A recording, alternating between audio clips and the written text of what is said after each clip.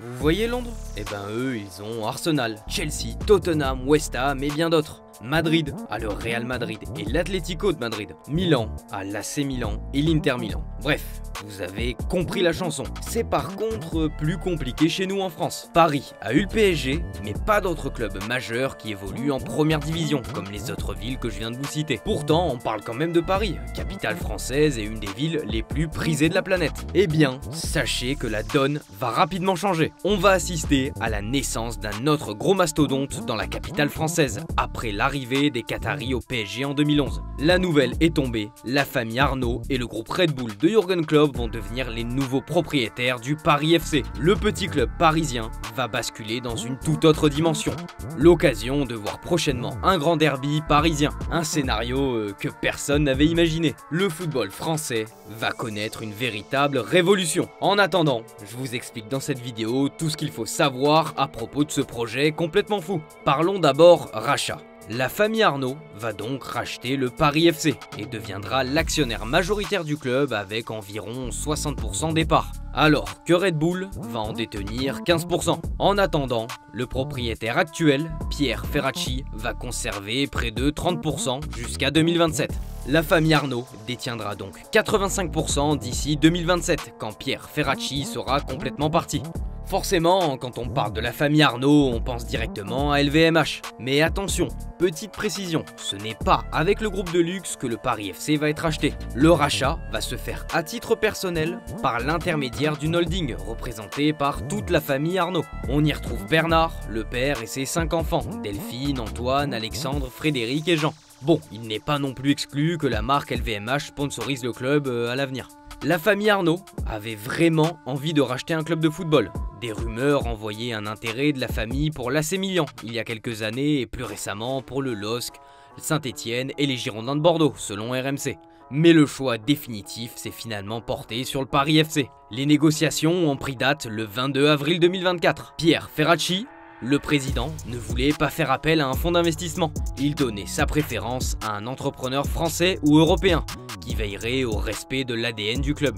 Bon, le PFC n'a pas attendu l'annonce de ce rachat pour faire preuve d'ambition et remonter en Ligue 1, un objectif qui leur échappe depuis plusieurs années, avec notamment des échecs lors des matchs de barrage. Mais cette saison semble enfin être la bonne. À l'été 2024, le budget du club a connu une hausse pour atteindre les 30 millions d'euros. Ce montant a permis au PFC de réaliser des sacrés coups sur le mercato pour un club de Ligue 2. Je pense à l'arrivée de Jean-Philippe Crasso, mais surtout de l'ancien milieu de l'OM, Maxime Lopez. Ces recrutements ambitieux portent pour l'instant leurs fruits, puisque le club pointe à la première place de la Ligue 2 malgré ses bons résultats. Pierre Ferracci avait déjà fait comprendre depuis quelques semaines qu'il voulait passer le flambeau et revendre ses parts. L'homme d'affaires de 72 ans envisageait de se retirer entièrement du capital à la fin de la saison 2026-2027. Avec ce rachat de la famille Arnaud et de Red Bull, il est prévu que le prochain président du club dans 2 ans soit Antoine Arnaud. Je vous parle de 2 ans car c'est en général le temps nécessaire pour qu'un nouveau président puisse s'installer après un rachat.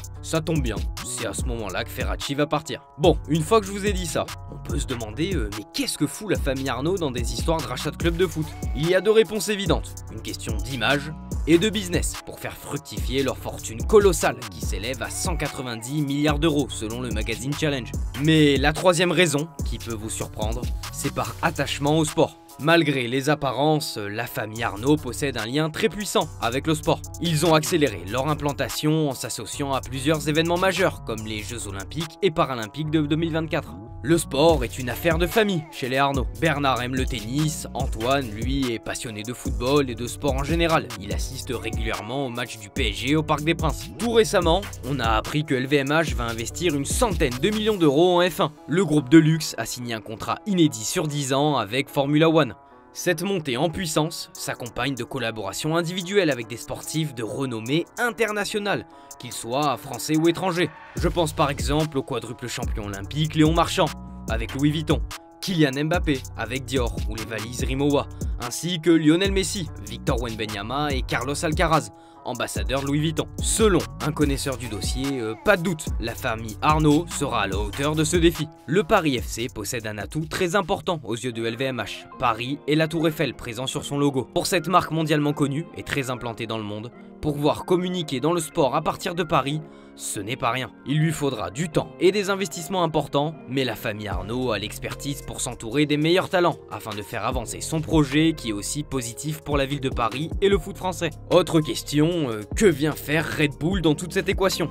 Comme je vous l'expliquais juste avant, la famille Arnaud est vraiment impliquée dans le sport et LVMH connaît Red Bull par le monde de la Formule 1, sous l'impulsion de Frédéric Arnaud. Frédéric, c'est le patron de la division horlogerie du groupe, qui baigne dans le monde automobile avec Dag Heuer, sponsor de l'écurie F1 Red Bull Racing, celle du triple champion du monde en titre, Max Verstappen. Ils sont bien conscients que la marque Autoro a fait du bon travail dans le football avec Leipzig et Salzbourg, et sa fameuse Galaxy Red Bull, qui englobe d'autres clubs dans plusieurs pays. Si la famille Arnaud adore le football, elle ne maîtrise pas encore tous les rouages de la discipline. En proposant à Red Bull d'être partenaire, les Arnaud vont chercher de l'expertise. Red Bull s'occupera de la stratégie. Et en plus, chez Red Bull, le savoir-faire en matière de formation est reconnu. S'ajoute à ça l'arrivée prochaine de Jürgen Klopp le 1er janvier 2025. L'Allemand, qui a quitté le banc de Liverpool il y a seulement 5 mois, a décidé d'accepter le poste de patron du football offert par la société. Le manager allemand tentera d'appliquer tout son savoir accumulé avec les années pour mener à bien le projet. D'ailleurs, Antoine Arnaud a expliqué face aux médias qu'il a déjà discuté plusieurs fois avec Jürgen Klopp et que l'Allemand était très intéressé par la perspective de travailler avec le club parisien. J'ai pu m'entretenir plusieurs fois avec Jürgen Klopp qui est très excité par ce projet et par la perspective de venir travailler avec les équipes ici, de nous faire bénéficier de son œil sur la manière dont les choses pourraient être peut-être encore améliorées. Présenté comme ça, le projet est hyper emballant, mais il ne fait pas pour autant l'unanimité. Le porte-parole des Ultras Lutetia, par exemple, s'inquiète de l'arrivée de la marque autrichienne, soulignant que le club ne devrait pas perdre son identité. Dans le football, on sait très bien qu'il faut de gros moyens pour sortir de la tête de l'eau. Le bémol, c'est Red Bull. Ce dont nous n'avons pas envie, c'est de la multipropriété, des conflits d'intérêts de tel club mis en avant par rapport à l'autre. On a vu où ça a mené Troyes et le Red Star. Nous, par exemple, on ne souhaite pas devenir le Red Bull Paris. Ça porterait un coût énorme à nos valeurs. Mais bon, Red Bull n'a que 15%. On espère que le Paris FC gardera son nom et son identité. Interrogé à ce sujet, Antoine Arnaud a tenté de rassurer les supporters, bien que Red Bull fasse partie de l'aventure. Il a affirmé qu'il n'y aurait pas de multipropriété ni de Red Bull Paris FC. Tout de suite, ils se sont montrés intéressés, non pas, et je tiens à préciser cela d'emblée, sur un plan de multipropriété.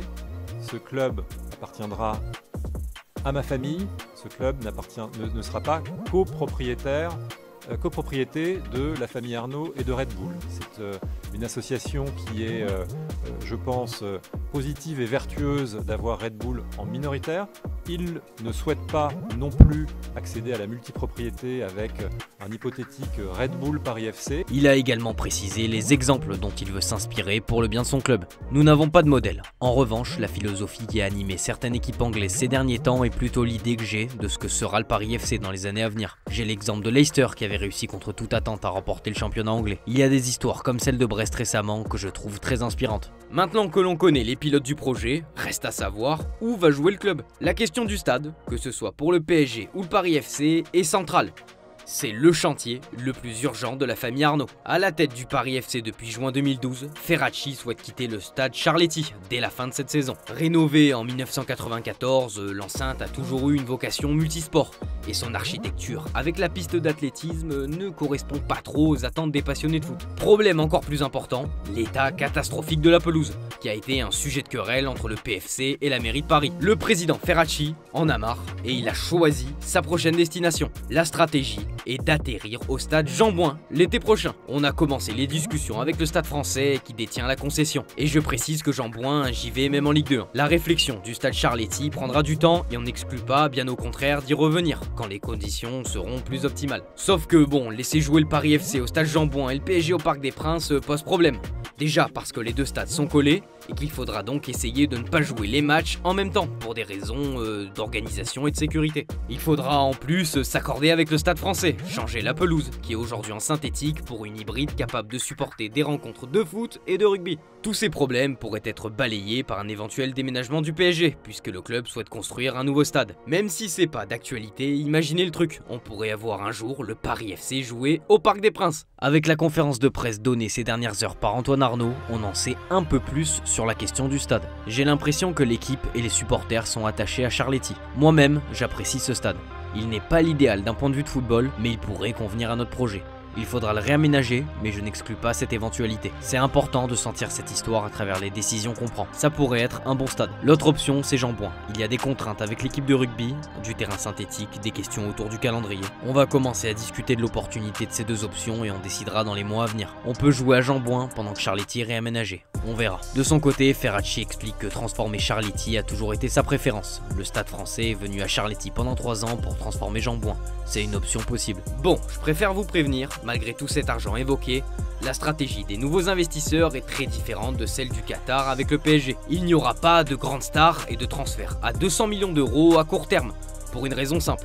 Le club est en Ligue 2. Par contre, dès cet hiver, des grosses recrues pour le standard du club sont attendues selon RMC. Le club souhaite construire un projet sur le long terme, en s'appuyant sur les jeunes talents d'Île-de-France. L'objectif premier est de s'installer durablement en Ligue 1, puis ensuite se qualifier pour la Ligue des Champions. Le rêve à terme est de devenir un club majeur de première division et de concurrencer le PSG. On vous a d'ailleurs posé la question sur notre site, si le Paris FC pourrait venir concurrencer le PSG à terme. C'est très serré, puisque vous êtes quand même 52% à répondre par oui. Cette annonce ne fait pas pour autant trembler le PSG. Nasser El Khelaifi est serein, à en croire les récentes informations de l'équipe. Il se dit heureux et enthousiaste de l'arrivée de nouveaux propriétaires au sein du club voisin. Nasser tient d'excellentes relations avec la famille Arnaud.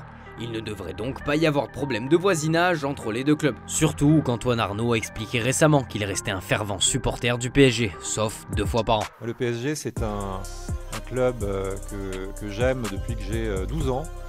J'ai été abonné de nombreuses années. Je suis depuis bien longtemps, j'ai la chance d'être invité désormais par mon ami Nasser. Et vous ne m'entendrez jamais dire quelque chose de négatif sur le PSG. C'est un club que j'admire, je le garderai toujours dans mon cœur. Je pense que c'est un club, d'ailleurs, je n'exclus pas de soutenir 2 clubs à Paris. Voilà, vous savez tout les amis sur ce nouveau projet du Paris FC. Dites-moi si vous pensez que le PSG peut avoir peur de la prochaine ascension de ce club dans l'élite française. Je vous dis à bientôt et on se donne rendez-vous pour une nouvelle vidéo sur Foot Mercato FC. Ciao ciao.